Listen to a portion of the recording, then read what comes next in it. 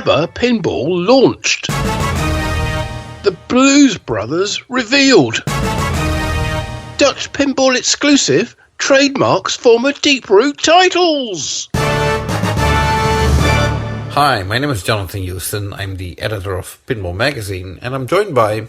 Hi, I'm Martin Ebb, and I'm the editor of Pinball News, and Jonathan and I are here to look back at all the excitement in the pinball world throughout the month of April 2024. Right, and it was a rather exciting month. It was exciting. We got some new game launches, some new game announcements, and lots and lots of smaller news items to cover. Right. So I guess we better crack on and get into it.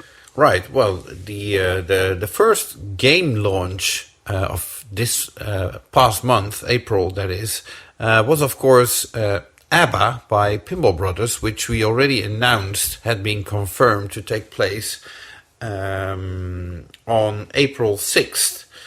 And if it isn't pinball, images already leaked 2 days before the scheduled launch, which was a pity because I think we were both preparing articles to go live on the Saturday during the launch event, which we both attended, by the way. And then somebody undercut us, basically. Yeah, and then it all kind of, I don't say it collapsed, but it all kind of just rolled out at its own pace after that. The old launch schedule was kind of abandoned. It was like, okay, well, here's the information, because I guess that it kind of went out to people, but they didn't seem to know that there was an embargo on it until Saturday. Right. So details were being released. Yeah. In a fairly haphazard manner. So then it's a shame because the idea is to coordinate it all and to tie in with the launch event, which was taking place in Sweden in Örebro. Thank you. I was going to say in the town of Örebro. I was actually going to ask you to pronounce it, and you did very well. Thank you. So we were invited to go, so we did, and we met up at Stockholm Airport and both travelled over there to the Clarion Hotel, right, which was the venue for the launch party. Right. Yeah. Which also was rather chaotic. The launch party, that is, not the hotel. No, the hotel was very nice. Yeah, absolutely, yeah.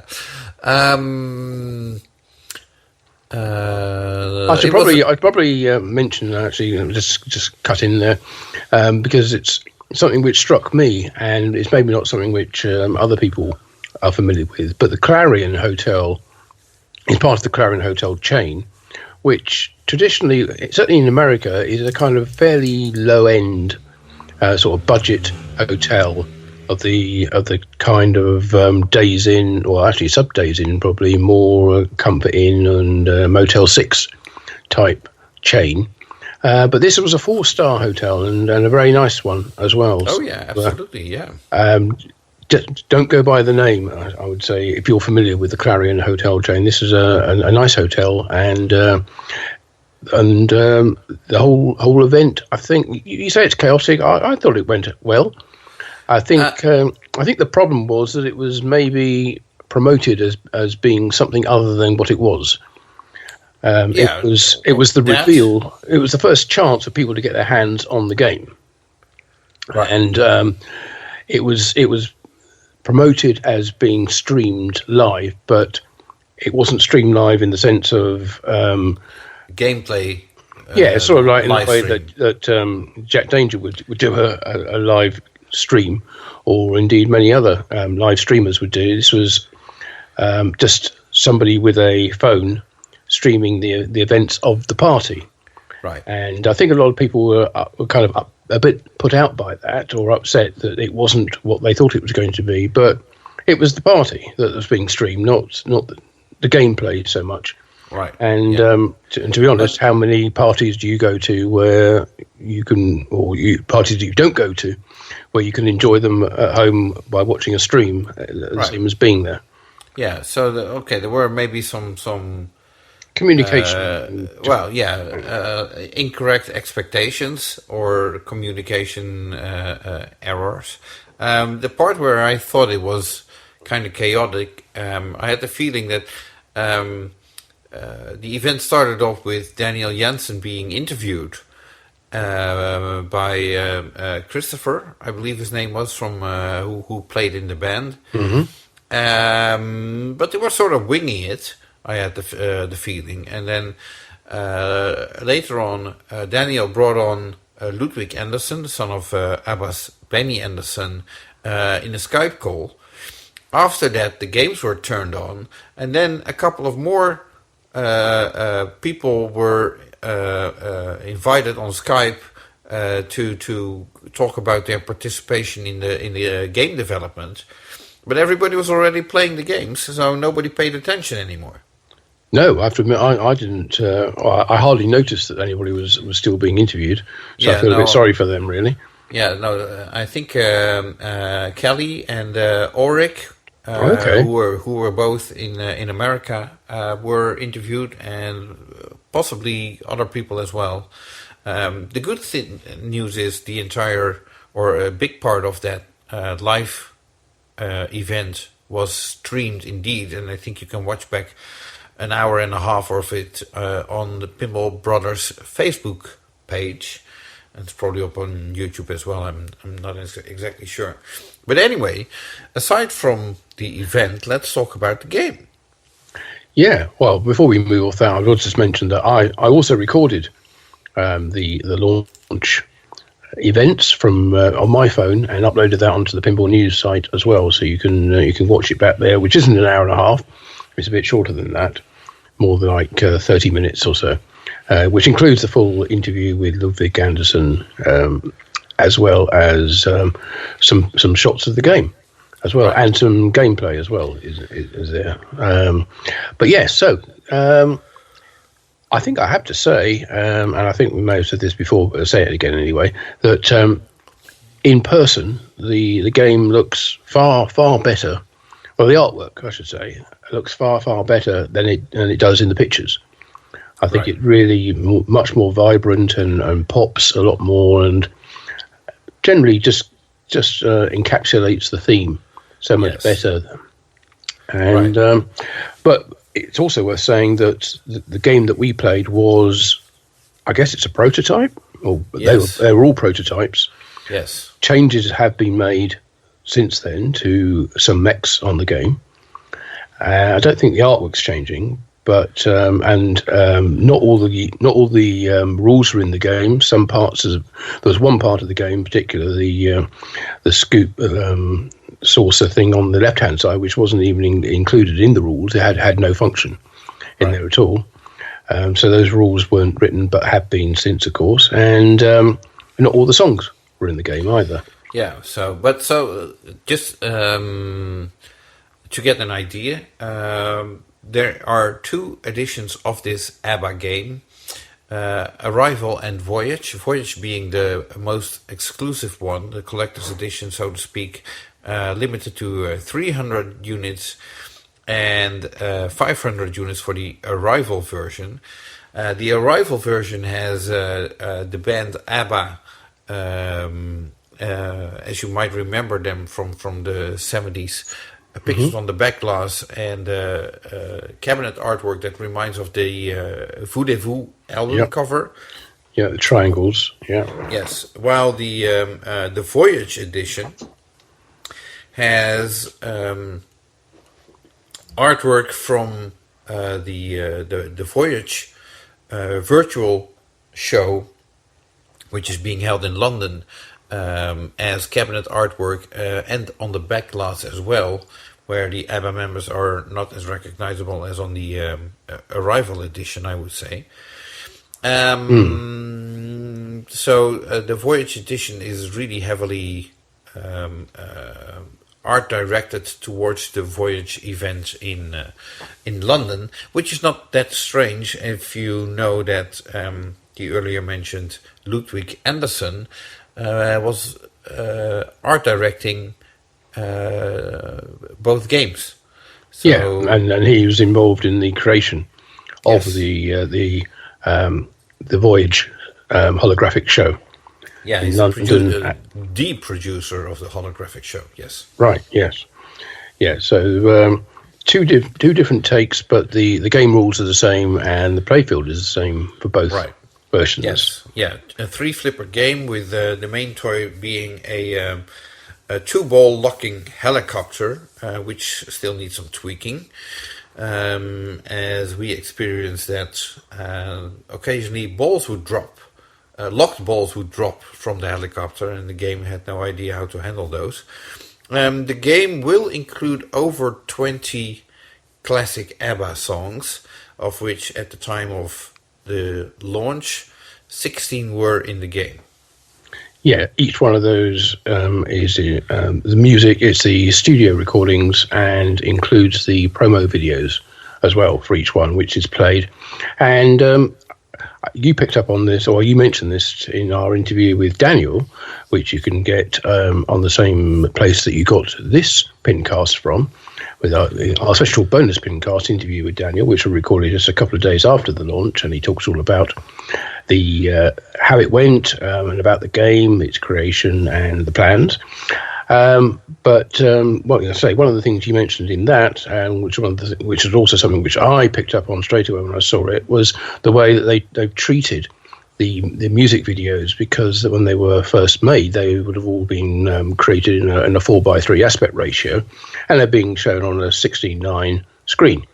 So what do you do with that? Well, you can either enlarge them, you can letterbox them or pillar box them, as it were, so you've got something else down the side, so then you fill up a part of it. But they've done a very nice sort of like a cover flow type effect on the video, so you get multiple copies of the videos playing, you know, down the edges of them at various angles, and the main center is just the video by itself. And I think that's a very nice treatment they've done, which was a potential problem, and they come up with a very creative solution to that. Yeah, absolutely. And well, we were lucky enough to get our hands on a game sort of at the end of the party. I think we got at least an hour of where we were just the three of us together with a friend of yours from the UK, where we basically got to continuously play the game because everybody else already left. Yeah, and the team were sort of basically waiting for us to finish so they could turn the lights out and go to bed, I think. Yeah, and after a long day. Yeah, oh yeah, definitely. So we got a fairly good impression, although that game had its mechanical issues, I would say. It had problems launching the ball, which is an auto launch, but it goes up a steep metal wire form straight away, and it couldn't make it all the time. Obviously, in a home use setting, that's easy to fix by cranking up the power of that coil. But at an event like this, you just need someone with the keys and knowing what they are doing and so on. So that although it's an easy fix, we experienced quite a few balls falling back, and it took a while before they got launched onto the playfield. Yeah, I wasn't sure whether that was a coil weakness thing, or whether it just wasn't aligned quite right, the launcher, the solenoid, because after a few goes, it made it, so it had the strength. Or right. whether the software automatically increases the strength after a few fails, I don't know. But anyway, minor issue with that. But I think we ended up with quite a good feel for the game, didn't we? And what was your thought then, having played it for quite some time? I think it definitely has potential. Obviously, the code is still under development and needs some tweaking in some points. what surprised me was at some point during the evening, Daniel took time to explain how to get to the first voyage mode, if you wish, where you basically have to complete, like, I think you have to spell get all the band members, get all the instruments.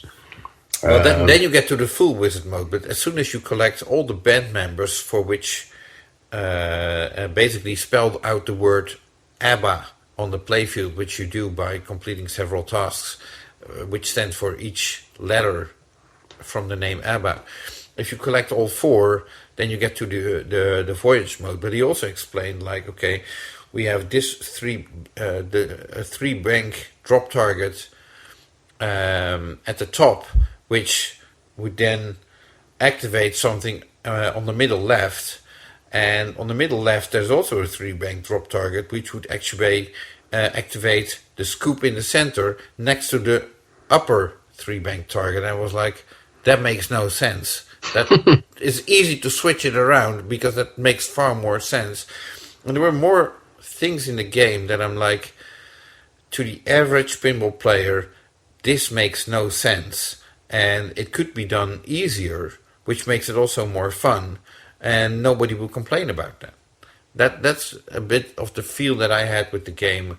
I had some suggestions which I emailed to Daniel as well afterwards. I have no idea whether he even looks at them or takes them seriously. He said he would. And maybe he disagrees with everything. So I didn't send them to offend anybody, don't get me wrong. I just want them to get the best ABBA game out there. Of course. And my opinion is, if you're aiming for the average ABBA fan, it doesn't have to be... the average ABBA fan is not a pinball wizard that knows everything about deep rules and all that. No, it should be a fairly simple game that everybody can easily understand. And I think in some elements they took it way too far and made it too complex. So, well, that's probably good news for the pinball wizards out there, but I think there are far more ABBA fans than pinball wizards out there. So if you want to please the ABBA fans, I wouldn't make it too complex. That's my personal opinion. So okay, I will add on a different aspect of the game, which was the shots. I found it to be quite tight. Some of those shots, I think, appeared narrower than they actually are because they have quite chunky stand-up targets either side of the entrance to those lanes, and they are illuminated stand-ups, which makes them bigger than normal stand-ups. And I think that the effect of that is to narrow the entrance to those shots, which made it play a little bit tougher. I don't know whether anything can be done about that, whether those targets can be slimmed down a little bit. Well, I don't think you can't move them because there isn't the space. But I think they could be moved like a millimeter inwards to the ramp on the left side, which was a very tight shot. You're very correct about that. So there are possibilities. So I just don't know whether they ordered already. I don't know, like hundreds of playfields with the holes pre-drilled, and then it becomes difficult to move them. So yeah. Anyway, that was the main criticism, I think. Anything else, I think, can be adjusted. I think Daniel already mentioned to us that the helicopter mechanism has been redesigned, so it's the balls don't fall out of there. I think the reason it was falling out was as you mentioned earlier, there's a 3-bank drop target just below where the helicopter is, and I think when the ball when those targets were resetting, they were sometimes resetting and throwing the ball upwards, which was sending it into the helicopter, and which then knocked one of the balls out. Anyway, I think he's redesigned the whole bracket for that, so I don't think that's an issue anymore. But it's a nice feature, and I think it needs a little more choreography around it to when it releases the balls, because at the moment it's kind of like, oh, the balls have just dropped out and they're into multi-ball. It needs more of a build-up to it and light effects, so you can see. It's a nice transparent body to the helicopter, through which you can see the balls that are locked. So you kind of want to make the most of that. It's got a nice disco ball at the back as well, which seems to reflect the light very nicely, and better than the disco ball we've seen in other games in the past. Right. Other than that, I think it played very well, and I think looking forward to seeing how they finish up the software on it. Right. Yeah. Yeah. I had quite a lengthy list where I tried to explain some things that sort of like I noticed. Maybe not a big deal, but I mean, if you have the right ramp, on top of the right ramp is a gold record, plastic. Yeah. Which basically looks like a symbol from a drum kit, but there is the rest of the drum kit is not there. And I'm like, why not? And ABBA is only pictured once on the playfield. Why not replace that gold record with a plastic which has the faces of the 4 members of ABBA in the early 80s, which is quite different than what they looked like in the 70s. Because the game is about ABBA, and you basically don't see that much ABBA on the playfield. No, you obviously see them on the back glass a lot. I think the original promotional pictures had a couple of rather ugly bolts holding that record on top of the right ramp, which didn't help. That's been improved in the version that we played. It had it was black mounting on there, but you could certainly put. Well, I don't have a problem with the record as such. I mean, it does kind of cover the top of the ramps. You can't really see if the ball's, if you're doubtful whether the ball's going to make it all the way up to the top of the ramp, you can't actually see it because the ball disappears underneath that record. But if you want to have the record there, at least put a label on it, preferably from the original records. Yeah. Exactly, yeah, from the original label. So and also one of the reasons, or one of the things that I questioned, that right ramp is a full metal ramp. It is, and I'm just wondering why, because it's the only full metal part on the playfield. The other ramps are either plastic or wire form, so why not go with plastic like on the left side? Well, the 180 ramp on the far right, that's also a metal ramp. So that's the one I'm referring to. Yes, but yeah, there's the I mean, you're just looking at plain steel, which you don't see anywhere else on the game, so it looks rather off. There could be decals on there to integrate it more into the game, I suppose. But I was like, why not just make them out of plastic? And true, I mean, the left one is, and you can see underneath it. Mind you, the left-hand one has that sort of fishbowl type effect at the whirlpool at the top, which isn't a whirlpool. Right. Which I originally thought it was. And also there is a magnet behind the back panel, which isn't. There's no attention drawn to that fact. You wouldn't know there's a magnet up there until you see it in action. Yeah, but it just grabs the ball and drops it. Just needs some artwork. Yeah, that's all. Exactly. Yeah, or a sign. You turn it into a feature when it's active. Have a flashing light up there or something. Right. So people know it's active. Yeah. Anyway, like we mentioned earlier, days after the launch event, we recorded a special bonus PINcast with Daniel Jensen of Pinball Brothers, where he explained a lot of things about the game and the launch event, which is obviously still available through your favorite podcast supplier. Yep, indeed. So still having a listen to that if you haven't already done. But I think we've probably spent enough time talking about the ABBA pinball reveal and launch. Yep. So it's probably time to move on to our second headline, which it's a bit of a scoop for you, that one. I think, Jonathan. Yep. So I'll let you lead off on that. I had no idea it was going to be a scoop, but I've known about this for, I think, at least 7-8 months already. Homepin from Taiwan, technically an Australian company with a manufacturing plant in Taiwan, announced they have the license for Blues Brothers. Well, I kept that site secret, of course, because I was told not to tell, not to announce it.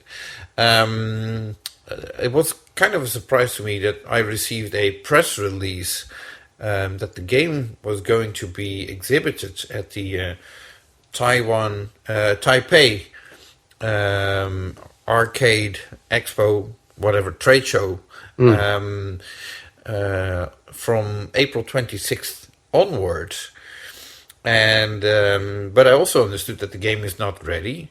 It's basically a prototype with artwork that it still has to be approved, and the playfield is also undergoing a lot of changes.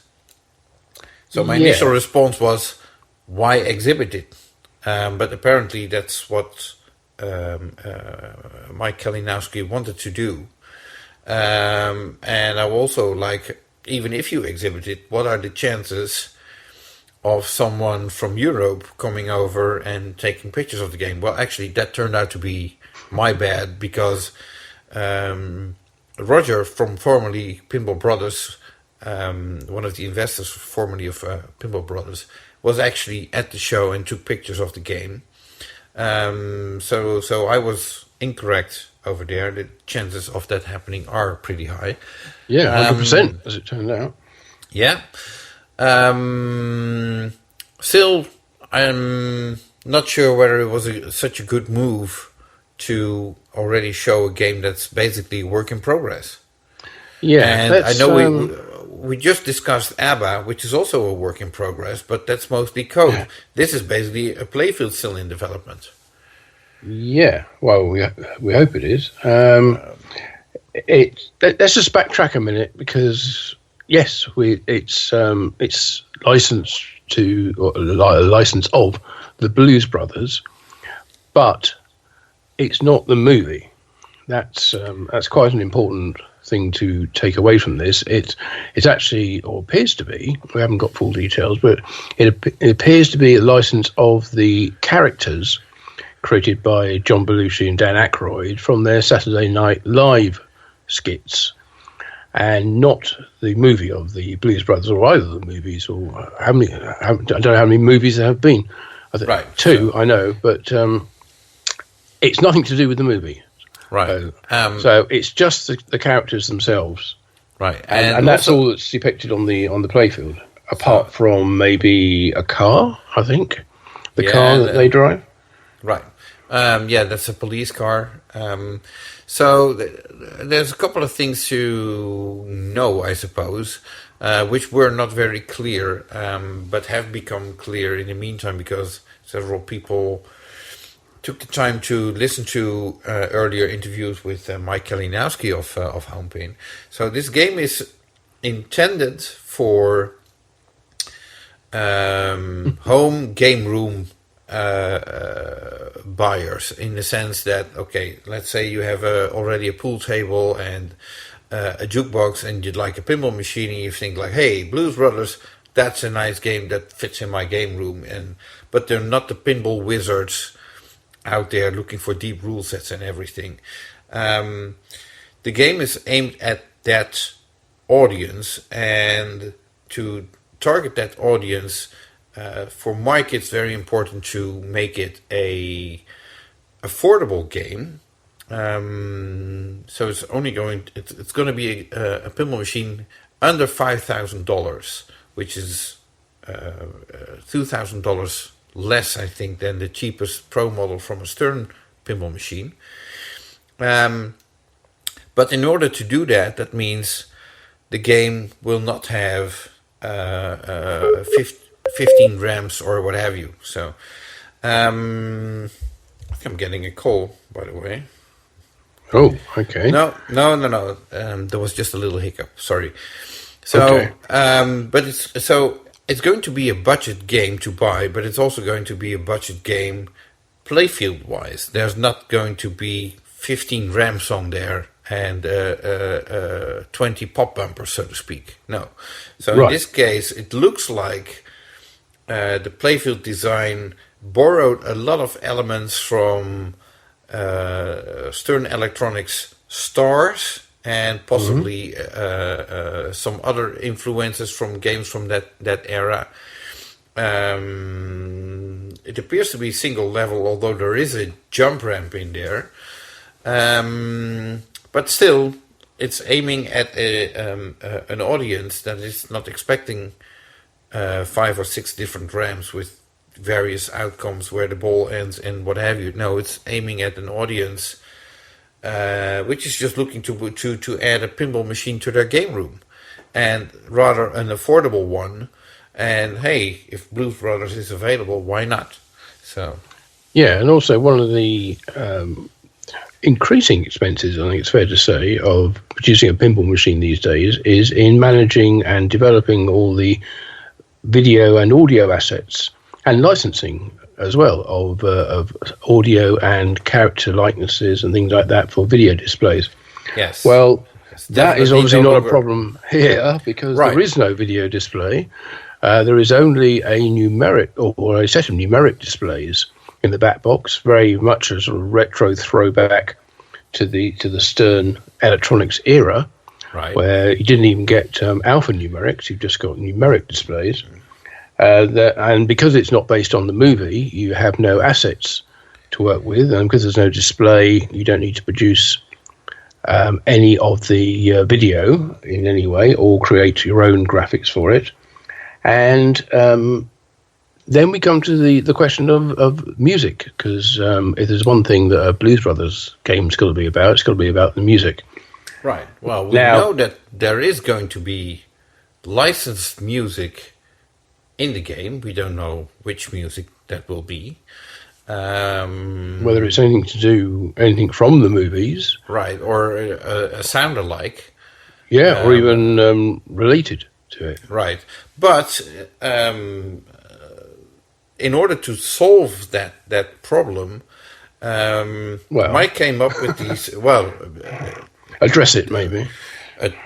Okay, in order to address that problem, Mike came up with a new board system for the game, driven by an Arduino computer.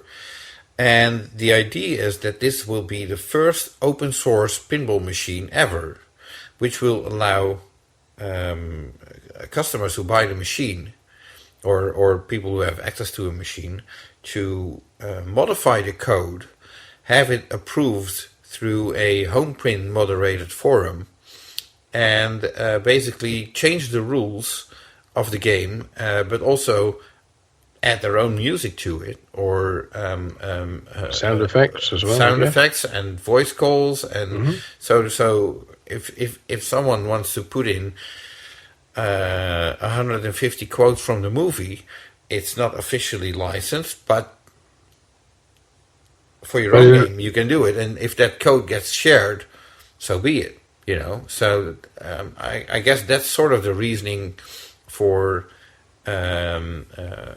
enabling others to modify the code in this game without with the understanding that the game will come with a complete set of rules and gameplay. So and some licensed music. Right. Yeah. So of some kind. So if you buy that game, if you're interested in it and you buy that game, you get a complete game, but it comes with the option to dive in and modify the rules to your liking, so to speak. Yes. Which is basically taking modding to a whole new level. Yeah.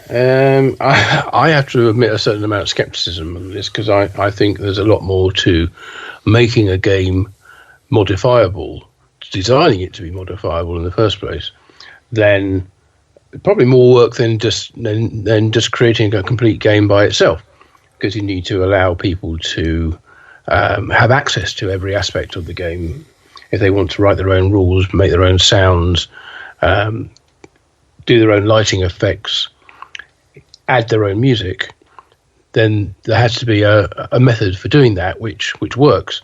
And I also don't particularly like the idea that whatever you do has to then be approved by Homepin before you can load it onto your game, or indeed anybody else's game, because that to me suggests that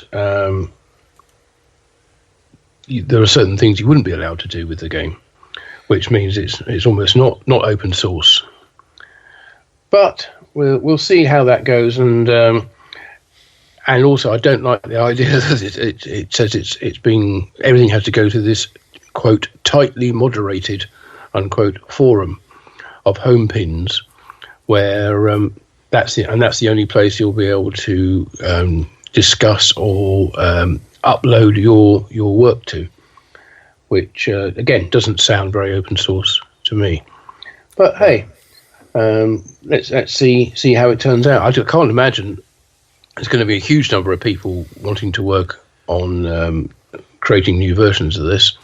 Right. And I suspect before long there will be, as we've seen with people done with like Pinball Browser on certain games, there will almost be like a definitive version, alternative version of the software. It'll come with the factory software, and then there will be the one which everybody says or agrees is the best alternative.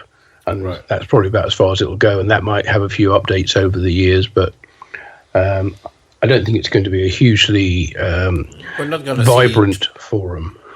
Yeah, we're not going to see 20 different versions of Blues Brothers, supposedly. So, now, regarding the reception of the announcement, first of all, I had no idea I was going to be the only medium, so to speak, that received a press release. I was under the impression others had it as well, and in fact, when I received it, it says, "I'm sending this to you first," which leads me to believe that others will get it as well, but I got it first, so, and I was allowed to publish it on April 20th, which I did, expecting others to follow as well. Well, others followed, but more based on the shitstorm that was caused by the announcement, where some people were less pleased to find out that Homepin had the license for Blues Brothers, and based on their current track record, were afraid that the game would not be any good, which is a personal opinion of some people. So don't get me wrong; that doesn't mean that the game will not be any good. Well, I think it was based on the fact that Mike and Homepin have had good licenses in the past. And I lost you. Not necessarily taken those themes. Okay, I got to stop you right there. Best possible. I lost you for about 20 seconds. So if you can pick up based on the titles in the past or somewhere like that. So if okay.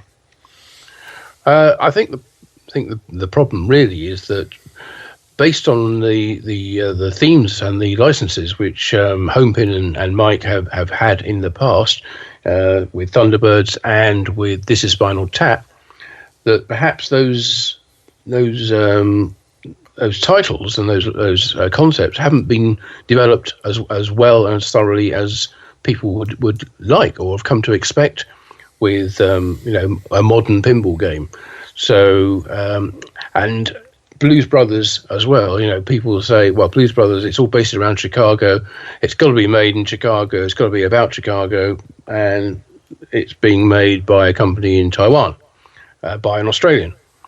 So I think that put a few people's noses out of joint as well. And also the fact that I think once these licenses have been, Homepin have got these licenses, that kind of stops anybody else, any other company, building a Blues Brothers game or a Spinal Tap game because the license is now tied up with Homepin.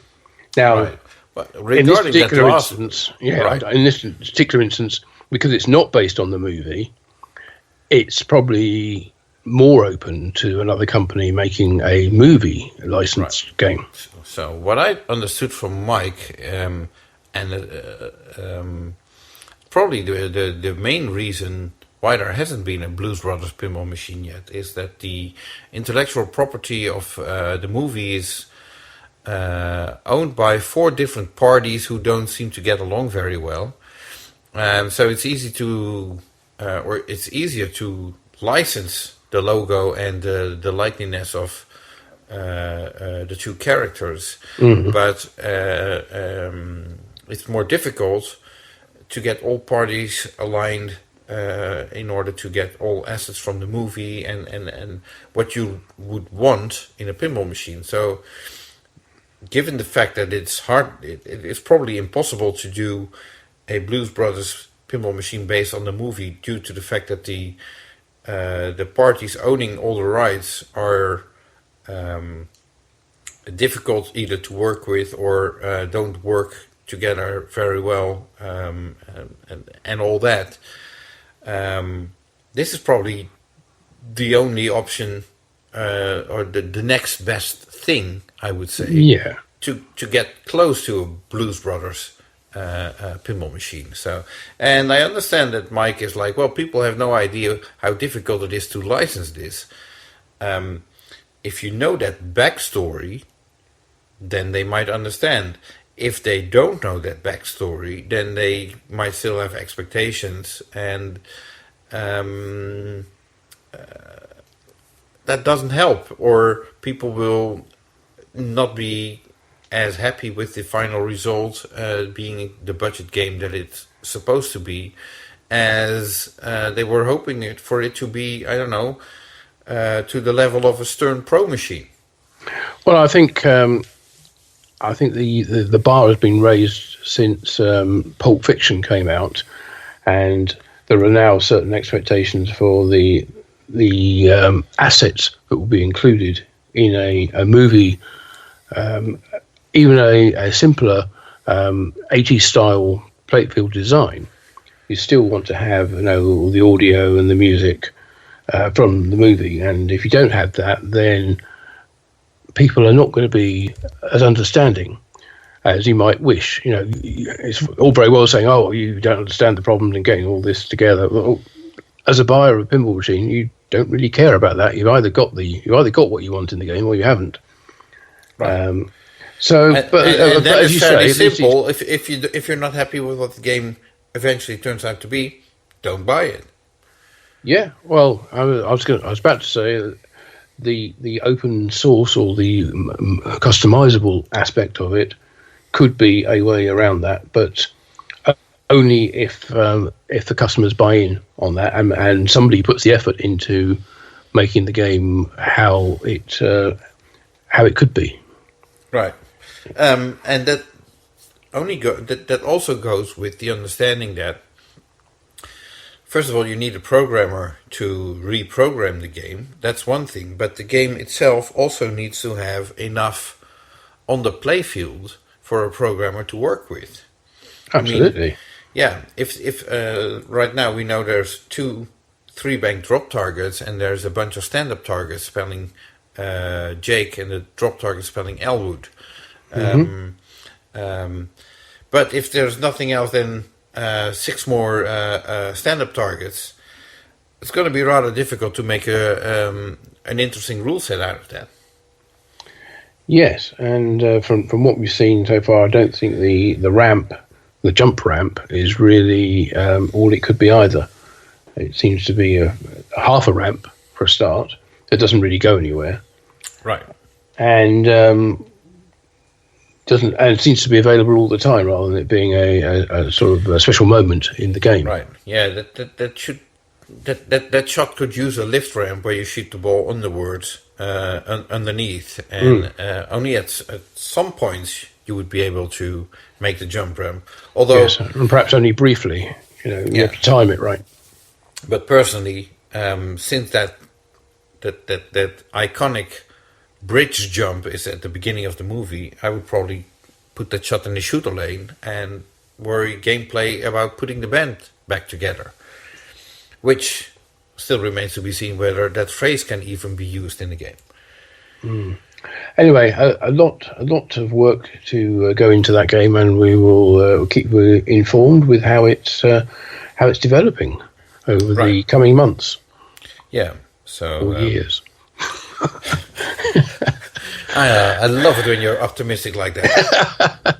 Well, just looking at Spinal Tap, that changed quite a bit during its development.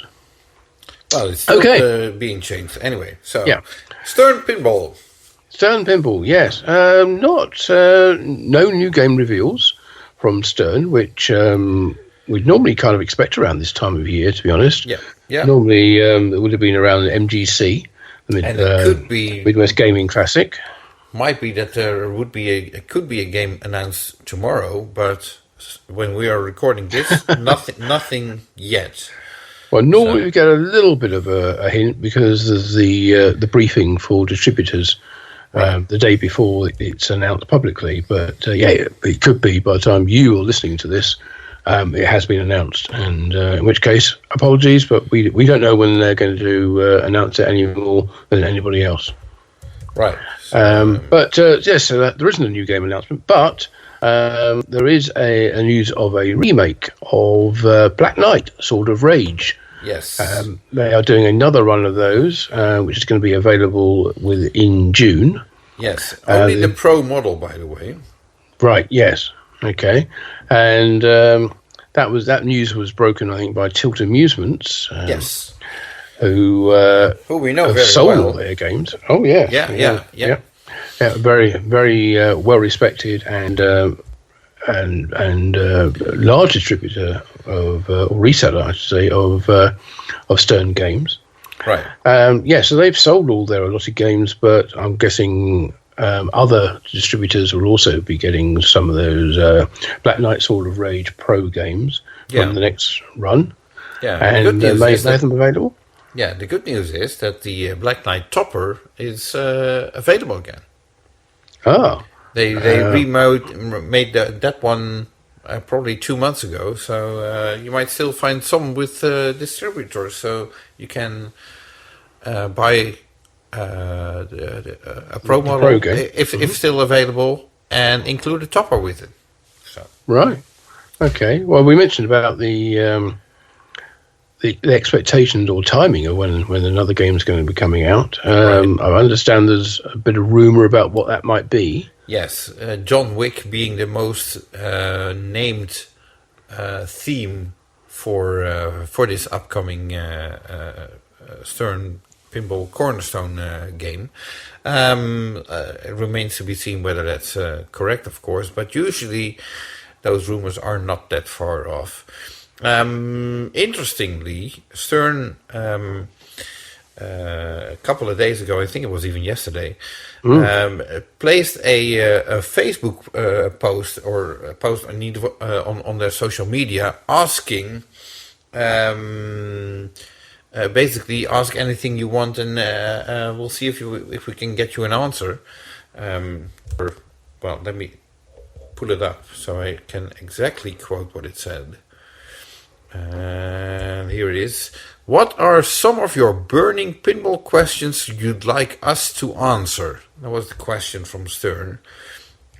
I think there were like over 300 people responding to that. There's 323 comments with that post. I think quite a few of them are from Stern themselves responding. Yes, of course.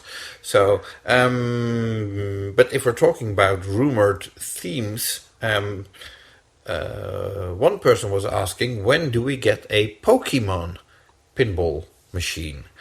And Stern's answer was, stay tuned. So that could indicate that a Pokemon pinball machine is in the works, but we don't know for sure. No. It could just be Stern trolling with us instead of us with Stern. One thing we do know is that Stern attended the Craft Brewers Conference that was held in Las Vegas at the Convention Center on April 21st to 24th. Right.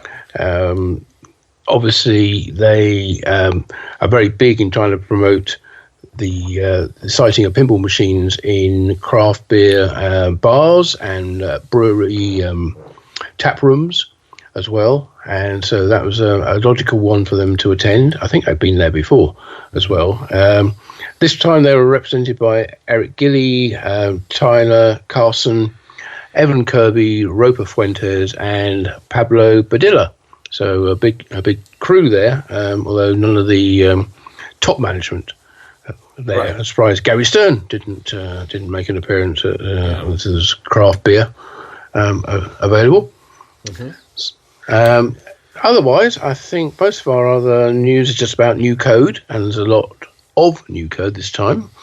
In most cases, there's been a one big update, which adds a whole bunch of new features, including maybe even a wizard mode, followed a couple of days later by a much smaller update, which fixes some of the bugs that were introduced in the big update. So we had that for James Bond, which finally reached version 1.0 and added the Her Majesty's Secret Service flips-based multi-stage wizard mode. And then followed almost immediately by 1.01, which, as I say, fixed a few bugs. Jaws, current game, is still in development. Had 0.88, which was a big update, follows immediately afterwards by 0.89. Venom, which actually reached version 1.0 last month, had a 1.01 this month, which changed a few features. Foo Fighters, likewise, reached version 1.0 last month, had version 1.01, which was actually quite a big update, and then 1.02 a couple of days later, which fixed some of the bugs and tweaked a couple of things. So those are your code updates from Stern Pinball for the month of April 2024. Right, thank you for that. Now moving on to Dutch Pinball in the Netherlands, which is my home country. So while I don't want to, I'm trying to figure out the right word. Don't want to discredit any pinball media. There was a certain website, and let's not name any names, suggesting in an article that Dutch Pinball will reveal Back to the Future at Pinball Expo. So the first thing I did was send a text message to Barry Driesen, the owner of Dutch Pinball, asking this and this website is saying that you will reveal that and that game at Pinball Expo. Is that correct? To which Barry responded, "We are not revealing anything at Pinball Expo." So I jokingly asked, "Will it be before then?" To which he probably sarcastically confirmed, "Yes, before that." So that last part, seriously, don't take it serious, because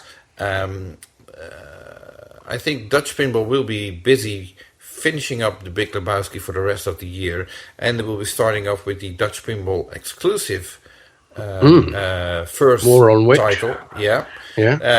So they'll be busy building that, and if they will be at Pinball Expo, my guess is they will be busy focusing on that Dutch Pinball exclusive game, and not on what might be next for Dutch Pinball themselves. Yeah, so don't believe everything you read. But moving on to Dutch Pinball Exclusive, which is the collaboration between Dutch Pinball and Melvin Brow Williams, which we have reported on previously. Yeah, there's some news from there. Yes. Go on then. Do you want to go ahead? Turns out that Melvin already registered the trademark for Kingpin in March of I'm not sure whether it was March, but in 2023. February, I think. Yeah, February 2023, which might explain why Circus Maximus has no longer reported any news on that project, as they were working on a remake of Kingpin, originally a prototype by Capcom Pinball, designed by Mike Ritchie. So, interestingly, so it looks like that trademark lapsed then, and either they didn't renew it or I don't know what happened, but that trademark is now owned by Melvin Brower Williams, but he also owns 2 other trademarks which were registered March 29th of this year. Which was very close to our previous PINcast, of course, but at that time we didn't know yet. So now this might come as a shocker and maybe not, but the trademarks that we're talking about are Magic Girl and Retro Atomic Zombie Adventureland, which are 2 titles that were originally developed by Zitware and later taken into further development by Deeproot. As we discussed last month, Melvin has bought the Zitware locker units when they were auctioned off. So it's no surprise that he has a lot of Zitware material, games and prototypes, etc. To work with. But the fact that he registered the trademarks for those 2 games indicates that he might also have a connection with Deeproot intellectual property. Yes, and I think we understood that most of that Deeproot intellectual property was acquired by Chris Turner as part of the bankruptcy of that business. Right. So it'll be interesting to see where that goes. Well, all I know is that Melvin indicated to me that he will make an announcement somewhere during the month of May, where he is, where I understood that he will clarify what his intentions are and where he's going with certain game trademarks or IP properties or what have you. So that could be interesting news coming this month from Dutch Pinball Exclusive. Oh, well, we'll bring you all the details of that in next month's PINcast, if you haven't heard it before. So I think that's about all we've got to say about Dutch Pinball and Dutch Pinball Exclusive.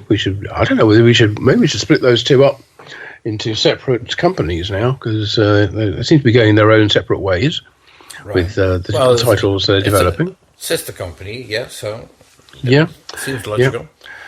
Okay, so let's have a look at some smaller news items, I guess. American Pinball, they've brought some code updates out for their current title, Barry O's Barbecue Challenge, and their previous title, Galactic Tank Force. Now, they are available to download from the American Pinball website, the American-Pinball.com website. I'd like to tell you what the changes are, but unfortunately there are no release notes available, even though there's a link on their website that says release notes. When you click it, it just takes you straight back to the same page again. So no detail to those yet, although there is information about previous updates in the form of Google Docs. So you can read about what's been updated before, but not those 2 updates from April. Right.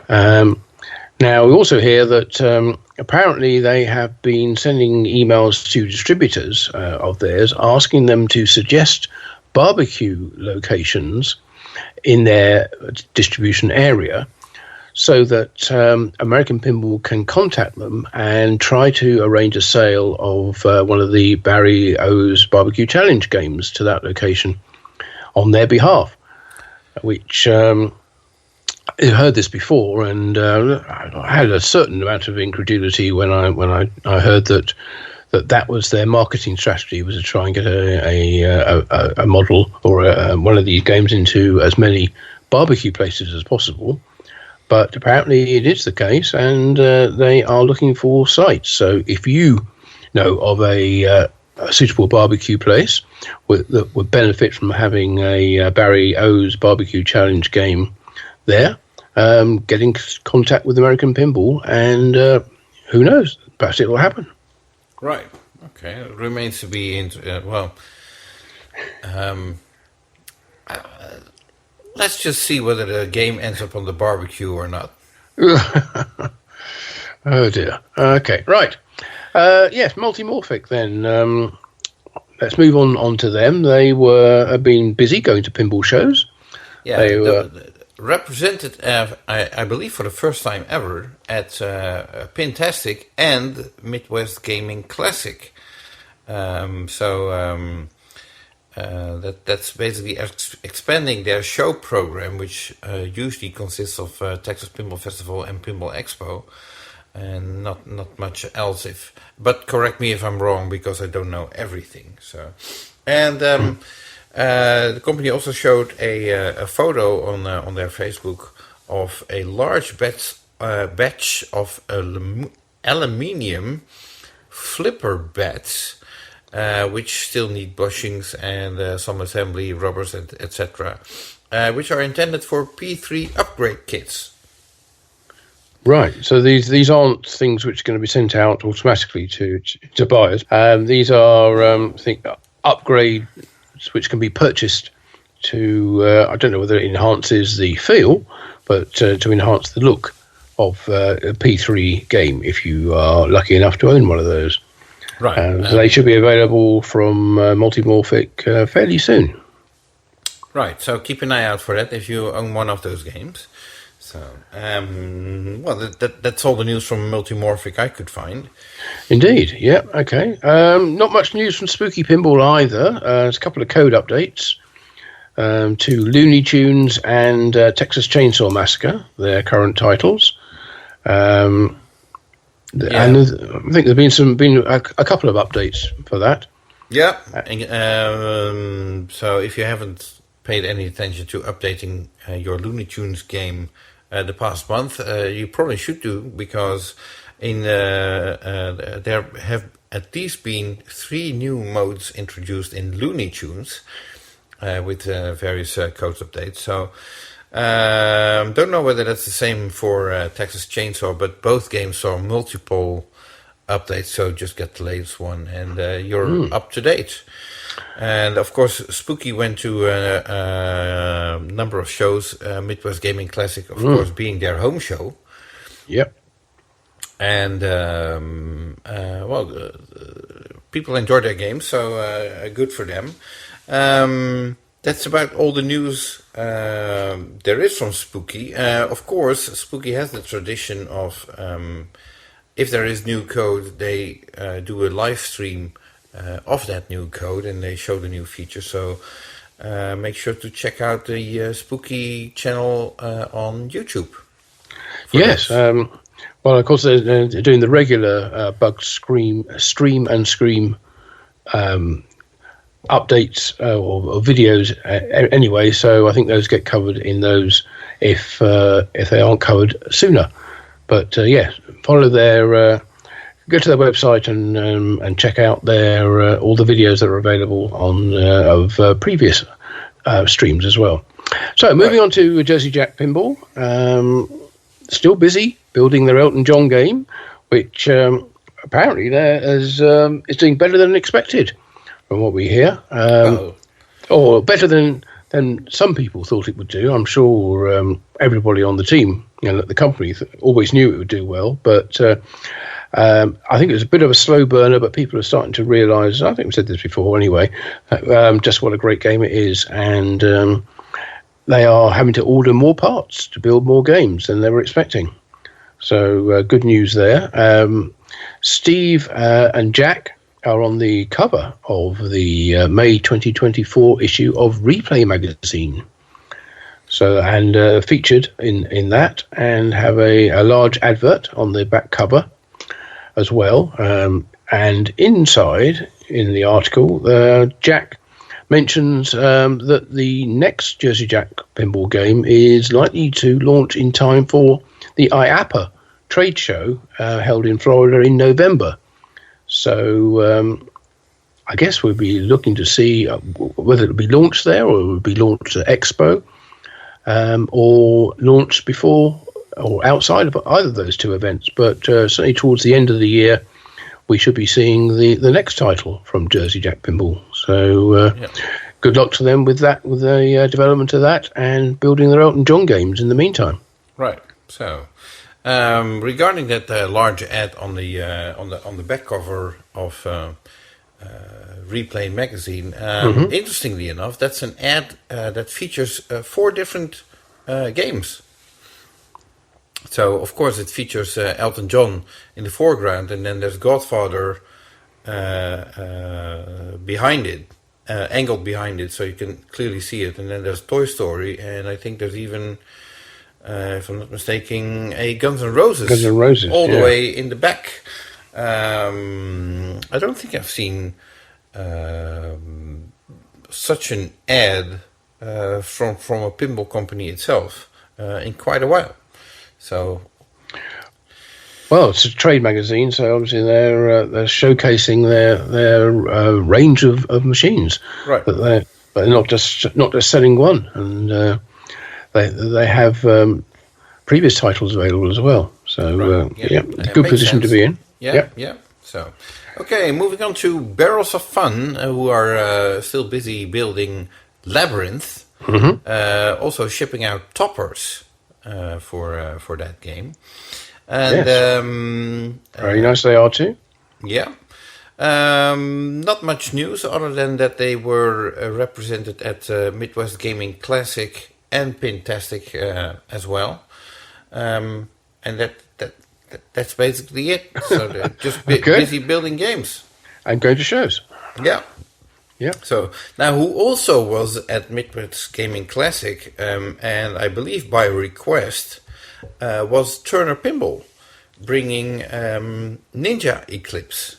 Yeah. So, first time at that show, I think, if I'm not mistaken. Yeah. They were not planning on going, but they got an invite to come over and bring the game. I don't know exactly how it happened, but long story short, they were at the show. And and they also released a video preview of the Ninja Eclipse comic, which I believe is a comic book that has been mentioned in presentations by Chris Turner before. I think it's a 36-page comic book detailing the backstory of the Ninja Eclipse game. So the video contains a number of stills with some audio dialogue. Yes, voiceovers. All right. Yeah. And you can find that easily on the Turner Pinball YouTube channel.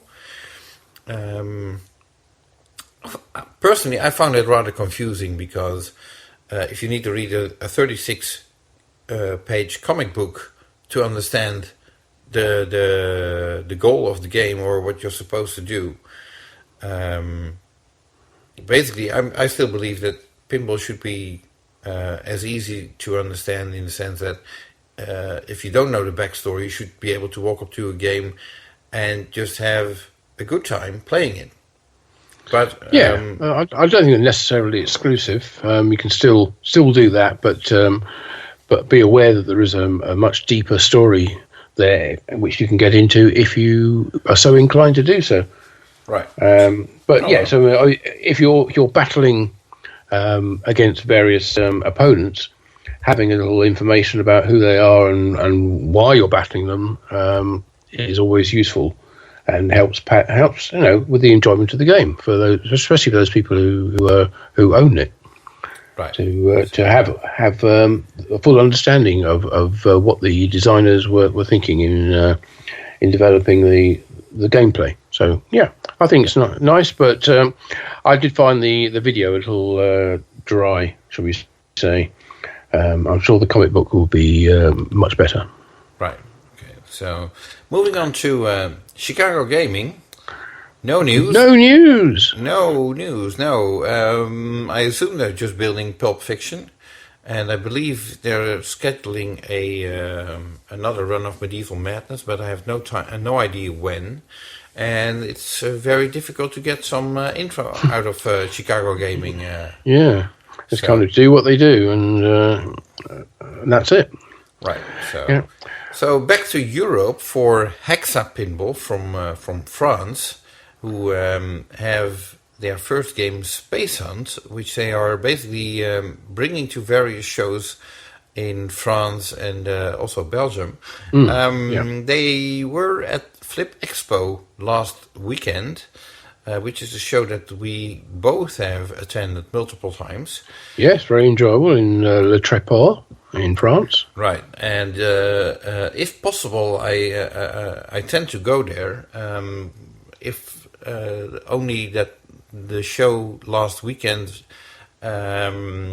basically fell together or coincided with the a national holiday here in the Netherlands, which is really one of the biggest events of the year, and that means to have a busy agenda DJing,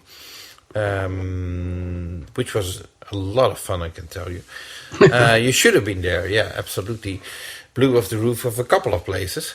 And not literally, I hope. No, but you should have seen the mess we made. Oh well, anyway. So they reported that during Flip Expo, 500 games of Space Hunt were played over the weekend, which is a very large and consistent number, I would say. That basically means the game was played non-stop.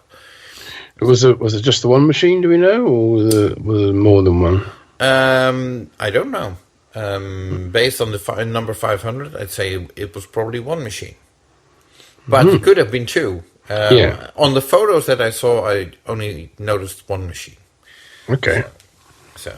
And we also reported I think it was 2 PINcast episodes ago, that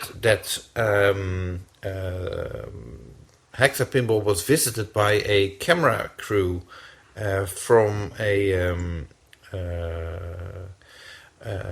I think, I'm not even sure whether it's a TV channel or a YouTube channel. Anyway, the video that resulted from that visit has been published. Unfortunately, it's in French, so you better... Outrageous. But it features interviews with various design team members, and it also explains what it takes to build a pinball machine. So, and they basically say, like, well, you start with a play field, and okay, then everything goes on top. That's the very short version, of course. That makes it sound so easy. Yeah. So, and also pinball was hard. Yeah. Well, it is, and labor is also very expensive, as you might know. And Hexa Pinball found one way to source out some of the labor on their game, specifically the electric wiring, which is carried out by, believe it or not, prisoners.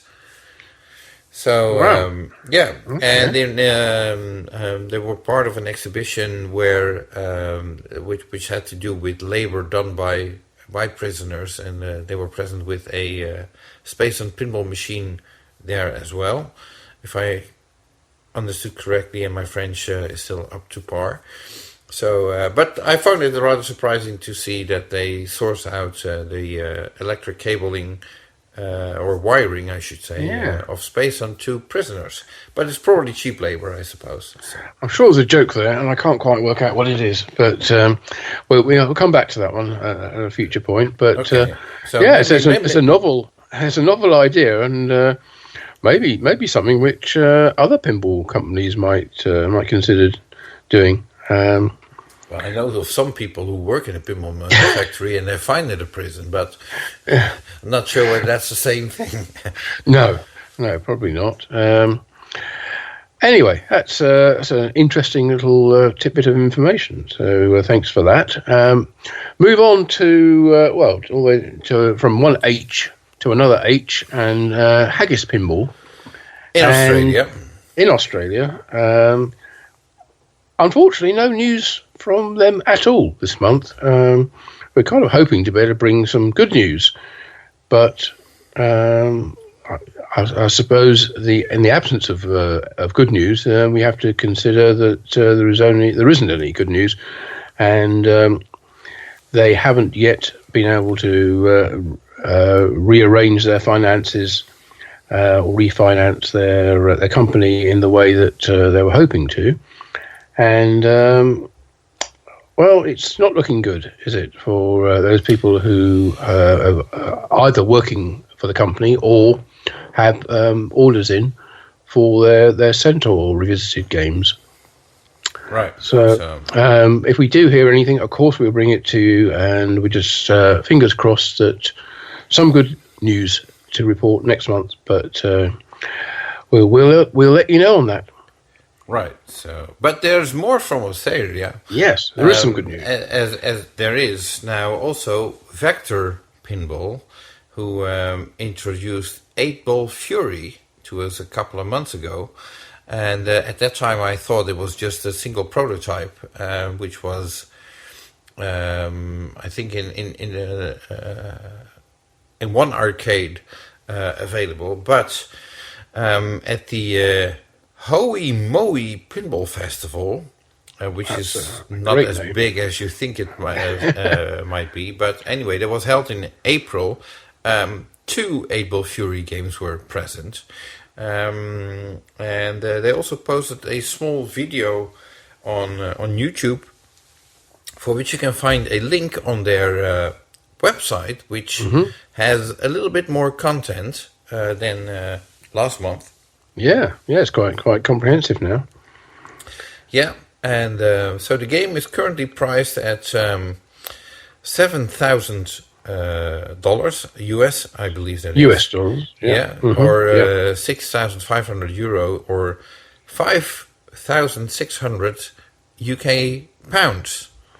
Yeah, plus shipping, plus any taxes which may be imposed. Those are the prices that are conversions of the Australian price, minus the sales tax in Australia, which you don't have to pay, obviously, if it's an export game.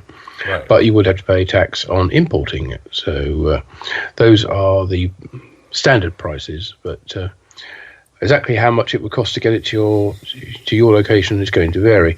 Looked a nice game, I have to say. We've reported on it before. This isn't the first time we've seen it, but having looked at the website and more of that content that you mentioned before, including some detailed pictures. Yeah, there's also a fun game. Yeah, there's a little bit of gameplay video as well. It doesn't include some of the key multi-balls, right? Unfortunately, right. But there is also a full description of the rules as well. Right. So do check out vectorpinball.com. I believe that website is. That's correct. Yep. Yeah. Okay. So now Pedretti Gaming, or Pedretti Pinball in Italy, had absolutely nothing to report last month. We're still waiting for them to announce their first remake pinball machine, especially after they announced several parties that they are working with, and it was kind of surprising to see that they're not reporting any news last month. But then again, they're probably also busy either setting up the production line for ABBA, or at least continuing with Queen and Alien for Pinball Brothers / Euro Pinball Corporation. Yes, indeed. So instead of them, let's go to Pinball Adventures in Canada, where again there is virtually no news other than the fact that they're still working on fine-tuning their next title, which is Elements. Yes, and so I had already received a message last month, which was saying that the Elements is in its final stages, I believe. Not sure if that is the exact wording that was used.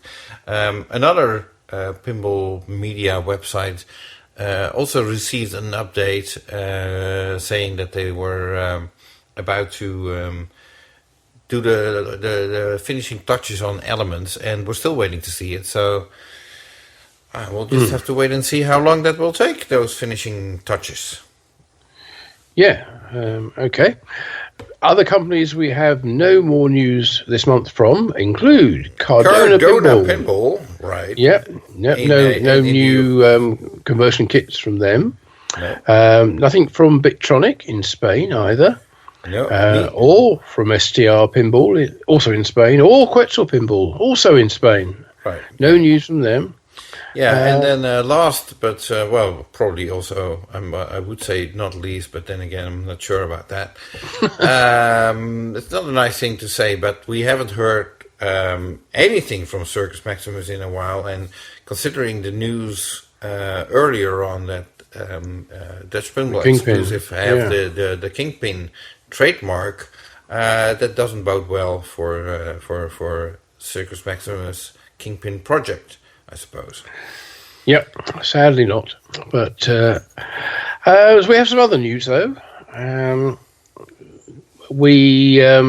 I'll start off with one that I got an email from PinSound in France saying that they have launched their new Rocket CPU replacement WPC 95 CPU board. So they had that as a new product, which adds to their WPC 89 and WPC S Rocket CPU boards, which means they now cover all WPC games. So if your CPU board is either missing or damaged, probably by battery leakage, then you can buy a complete new board, and you can buy either fully populated with a new CPU, ASIC chip, EPROMs, game EPROMs, and NVRAM, so you don't have to worry about batteries anymore. Or you can just buy the board and transfer your existing chips onto it. Costs seem to be from about 150 UK pounds. That's the price I got when I went to the website, because I guess they regionalised the pricing. Up to nearer 300 pounds UK pounds for the fully populated board with all the chips and the EPROM added, plus shipping. That seems rather reasonable. Yeah, well, certainly compared to the cost of sending a board away to get it fixed, I think it's probably just not hardly worth fixing them these days. They've got significant damage to them from battery leakage, because it takes a lot of time, and time is money. And if you can buy new ones, particularly these ones which are modern tech and can come with things like NVRAM pre-installed, then you can always keep the old one and as a backup, just in case. Right. Okay. So, and there's one last bit of news to make it full circle. Since we started with ABBA Pinball, the designer, the playfield designer of that ABBA Pinball game is Alexander Spohr from Germany, and we found out that he formed another company called German Pinball Design, together with Stefan Hoppe, and their registered address appears to be a residential home north of Hamburg, near the airport, and apparently they have been working on a game called Battle Hordes, but they have been doing that since 2021. So, and last month we also reported on Rudiger Beckmann no longer working for Pinball Brothers. Mm-hmm. Guess what? He's working for German Pinball Design, amongst other projects. So he's not completely out of pinball. And, it remains to be seen what German Pinball Design will do. It could be that Alexander is designing games for a company like Pinball Brothers, where he's also still affiliated. But basically under his, as a third-party designer, just delivering the design and then production will be handled by Pinball Brothers. Well, I was looking very closely for any mention of German pinball design on the ABBA game, as to whether it said anywhere that the game was designed or a design by them, but I didn't see any reference to it. But we don't know whether German Pinball Design is a design studio or have any intention of going into manufacturing of games themselves. Right, or it could just be that they build one-offs or theme existing games, or that could all be the case. True. Yep. No information on that yet. We'll try to find out what we can about German Pinball Design, and now we know who's behind it. Right. So, and we look forward to hearing from them, of course. Yes, indeed. So, anyway, I think that's about everything from the month of April. Right. Does that sound right?